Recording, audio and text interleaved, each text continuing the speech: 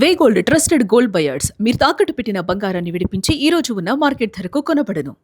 Janasena Gen Z యువత మంత్రాన్ని ఈసారి పట్టించబోతుందా? ఎందుకంటే జనసేన పార్టీని బలోపేతం చేసేందుకు డిప్యూటీ సీఎం కొత్త వ్యూహాన్ని రచించారు. యువత ఆకాంక్షలకు అనుగుణంగా జనసేన కొత్త కమిటీ ఉండనుంది. సేవాగలం కమిటీని ప్రకటించారు పవన్ కళ్యాణ్. ఇక జెన్జీ యువత ఆశయాలకు వేదికే ఈ సేనాగలం. కుల రాజకీయాలను తోసిపుచ్చారు పవన్. ఇక కుల రాజకీయాలకు స్వస్తి పరకాలంటూ పిలుపునిస్తూ ఈ సేవా గలాన్ని ఏర్పాటు చేశారు. సమస్యలపై జెన్జీ గలాన్ని వినిపించటమే లక్ష్యం అంటూ పవన్ కళ్యాణ్ తెలపడం జరిగింది.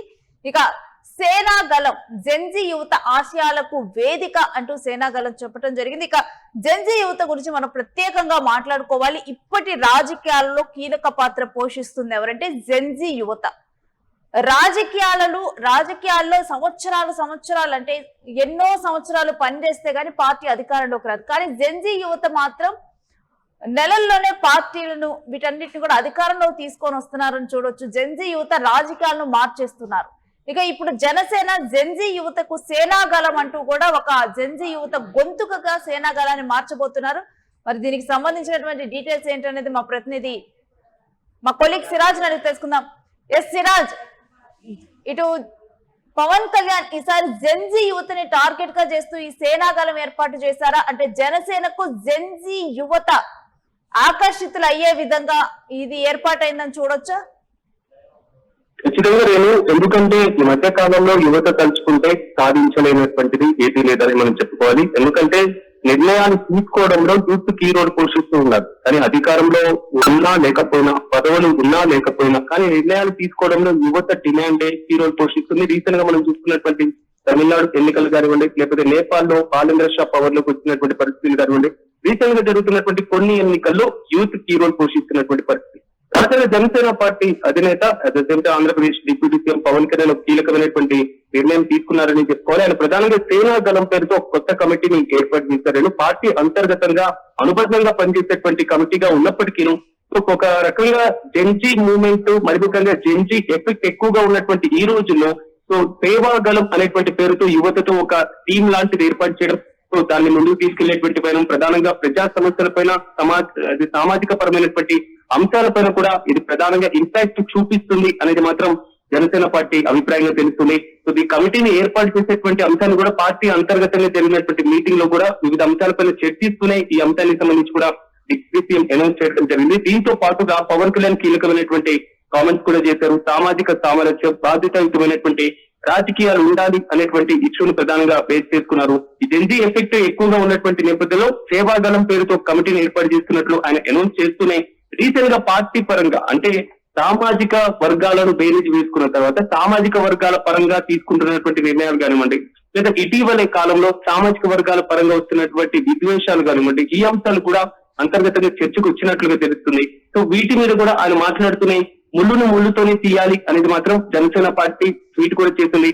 కాపులను తీడితే కాపులతోనే తెక్కించాలి, లేదా ఇతర సామాజిక వర్గాలను విమర్శిస్తే ఆ సామాజిక వర్గాలే వచ్చి మరీ విమర్శ చేయించాలి. ఇలాంటి పరిస్థితులు కనబడుతున్నాయి కాబట్టి ఇలాంటి వాటికి దూరంగా ఉండాలి, ఇలాంటి ఎఫెక్ట్ ఉండకూడదు అనేది మాత్రం ప్రధానంగా పార్టీ అధినేత దిశానిర్దేశం చేసినట్లుగా తెలుస్తుంది. అట్ ద సేమ్ టైం పార్టీని ముందుకు తీసుకువెళ్లడంలో యూత్ కీ రోల్ పోషించేటువంటి అవకాశం ఉందన్న యూత్ కి సంబంధించినటువంటి ఒక కమిటీని ఏర్పాటు చేసి దాన్ని సమన్వయంతో ముందుకు తీసుకెళ్తే పార్టీ పరంగా కొంతవరకు కీలకంగా మంచి అవకాశాలు ఉంటాయి అనేది మాత్రం జనసేన అధినేత ఆలోచనగా తెలుస్తుంది.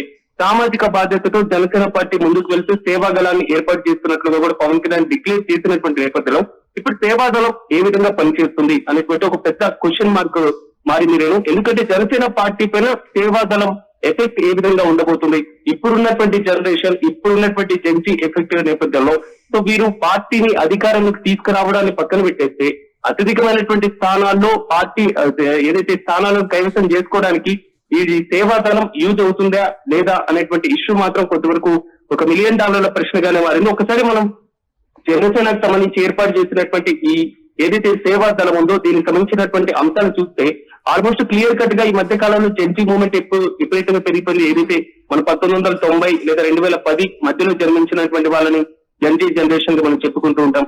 వీరి ఇంపాక్ట్ ఎక్కువగా పెరిగిపోయింది కాబట్టి క్రమంగా ఇప్పటి వరకు అభిమానంగా మాత్రమే యువత ఉన్నారు, వారు ఓటర్లుగా మారేటువంటి పరిస్థితుల్లో లేరు.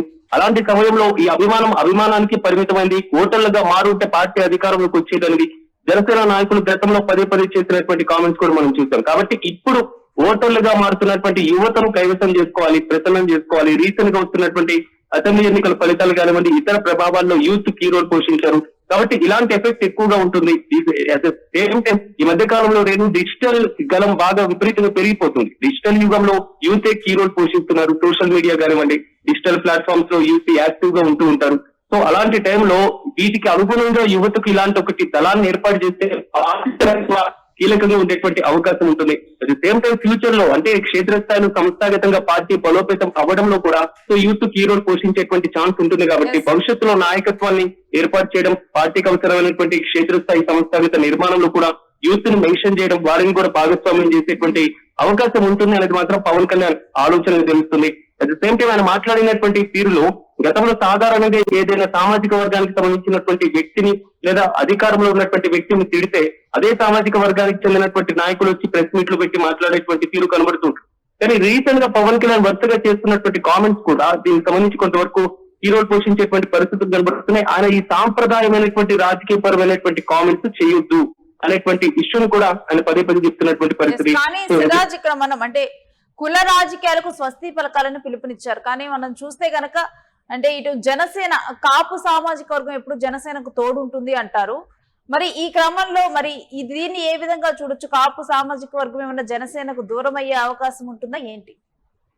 కాపు సామాజిక వర్గానికి ఒక రకంగా చెప్పుకోవాలంటే కాపులకు సంబంధించినటువంటి రిజర్వేషన్ల వ్యవహారం కానివ్వండి, తునిలో జరిగినటువంటి ఘటనలు కానివ్వండి, దీని తర్వాత కాపులకు ఒక నాయకుడు అవసరం అవుతారు. సో ఆ సామాజిక వర్గాన్ని అధికారంలోకి తీసుకురావడం కానివ్వండి, ఆ సామాజిక వర్గానికి రాజకీయ పరంగా కొంతవరకు ఉన్నత అవకాశాలు కల్పించడంలో కానివ్వండి కీ రోల్ పోషించేటువంటి వ్యక్తి అవసరం అవుతారు అనేది మాత్రం గతం నుంచి ఆంధ్రప్రదేశ్ రాజకీయాల్లో చక్కలు కొట్టినటువంటి పరిస్థితి. గతంలో జరిగినటువంటి ఉదంతాలను పక్కన పెట్టేస్తారు. కానీ రీసెంట్ గా అధికారంలోకి వచ్చిన తర్వాత డిప్యూటీ సీఎం గా బాధ్యతలు చేపట్టిన తర్వాత రీసెంట్ గా పవన్ కళ్యాణ్ చేసినటువంటి కామెంట్ కూడా ఒకసారి మనం గమనించాలి. నన్ను ఒక్క సామాజిక వర్గానికి పరిమితం చేయొద్దు అనేటువంటి అంశాన్ని ఈయన రీసెంట్ గా 1 వీక్ 2 వీక్స్ బ్యాక్ ఆయన ప్రకటించడం జరిగింది. అంటే ఒక రకంగా చెప్పుకోవాలంటే పవన్ కళ్యాణ్ డిప్యూటీ సీఎం అనేటువంటి వ్యక్తి కేవలం ఒక సామాజిక వర్గానికి పరిమితం కాకూడదు. అలాంటి చెప్పినటువంటి సందర్భంలో నాకే బాధిస్తూ ఉంటుంది, అన్ని సామాజిక వర్గాలు నాకు ఒకటి అనేటువంటి రీతిలో ఆయన మాట్లాడారు. ఇది జనసేన పార్టీని కాపులకు దూరం చేస్తుందా లేదా అనేది భవిష్యత్తు రాజకీయాలు నిర్ణయించినప్పటికీ సో గతంలో జనసేన అంటే కేవలం అంటే కాపుల రక్షణ కోసం పవన్ కళ్యాణ్ కీ రోల్ పోషించబోతున్నారు, గతంలో పనిచేసినటువంటి నాయకుల్లా ఆయన కూడా ఎదుగబోతున్నారు అనేది కాపు నాయకుల దగ్గర నుంచి ఆ మేధావుల దగ్గర నుంచి వచ్చినటువంటి వాదన.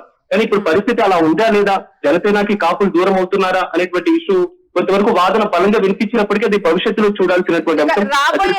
రాబోయే ఎన్నికలలో జనసేన నుంచి యువతని ఎక్కువగా ప్రోత్సహించే అవకాశం కనిపిస్తుందా దీంతో? మరి ఖచ్చితంగా ఇప్పుడు మారుతున్నటువంటి టెక్నాలజీని యూజ్ చేసుకొని డిజిటల్ రంగంలో సోషల్ మీడియాలో జెన్జీ ఉద్యమంలో కీ రోల్ పోషిస్తున్నటువంటి వారు యువత. సో ఆ యువతను ఇప్పటికైతే ప్రసన్నం చేసుకుంటే పార్టీకి మరింత మేలు చేయకూడేటువంటి అవకాశం ఉంటుంది. సో పార్టీ కమిటీల్లో యువతకు చోటు కల్పిస్తే సంస్థాగతంగా నిర్మాణంగా బలోపేతం అయ్యేటువంటి అవకాశం ఉంటుంది. సో కొత్త గొంతుకలకి అవకాశం ఇచ్చినట్లుగా ఉంటుంది అనేది మాత్రం పవన్ కళ్యాణ్ ఆలోచనలు తెలుస్తుంది.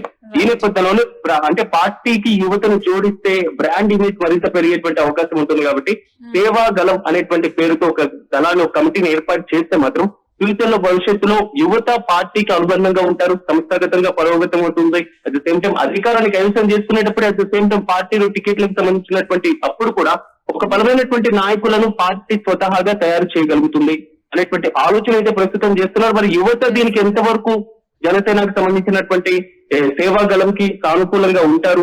ఇప్పుడు ఉన్నటువంటి ఈ జనరేషన్ లో సమాజంలో జరుగుతున్నటువంటి ప్రతి చిన్న సమస్యను కూడా చాలా లోతుగా ఆలోచిస్తున్నారు, ప్రతి దానిపైన కూడా విశ్లేషణ చేస్తున్నారు. సో సైలెంట్ ఓటర్స్ ఇక్కడ కీ రోల్ పోషిస్తారు. సైలెంట్ గా ఉండేటువంటి ఓటర్స్ మాత్రం రాజకీయాల్లో కీలకమైనటువంటి న్యూట్రల్ ఓటర్స్ మనం అంటూ ఉంటాం. ఏ పార్టీ వైపు మొగ్గు చూపుతారో తెలియదు, రాజకీయాల్లో ఏ సామాజిక వర్గం అనుకూలంగా ఉంటారో తెలియదు. అలాంటి వారు ఇప్పుడు ఏదైతే ఈ జెన్జీ టైంలో ఎక్కువగా ఉన్నటువంటి పరిస్థితి.